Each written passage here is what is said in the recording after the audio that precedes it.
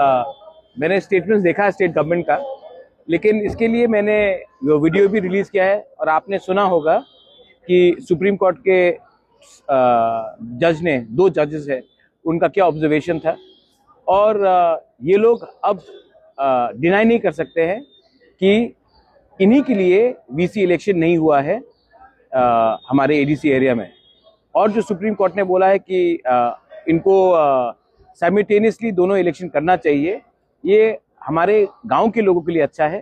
देखो, इलेक्शन में कोई जीतता कोई हारता है, लेकिन हारने के डर से अगर आप इलेक्शन नहीं करवाओगे तो ये डेमोक्रेसी का मर्डर होता है।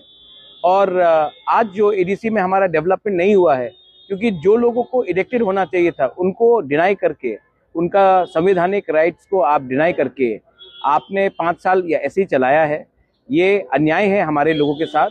और सुप्रीम कोर्ट ने भी ये बात को बोला है, स्वीकार भी, समझा भी है। और स्टेट गवर्नमेंट को सिर्फ 2 हफ्ते का नोटिस दिया है कि समय देने के लिए कब इलेक्शन होगा। और ये भी कहा है कि एक संग साइमल्टेनियसली इलेक्शन होना चाहिए। इसमें जीत मेरा नहीं है, इसमें जीत हमारा गरीब तिपरासा का है, जिसको 10 साल से उन्होंने इलेक्शन नहीं देखा है वीसी लेवल में। और इसका वजह भी स्टेट गवर्नमेंट नहीं दे पा रहा है।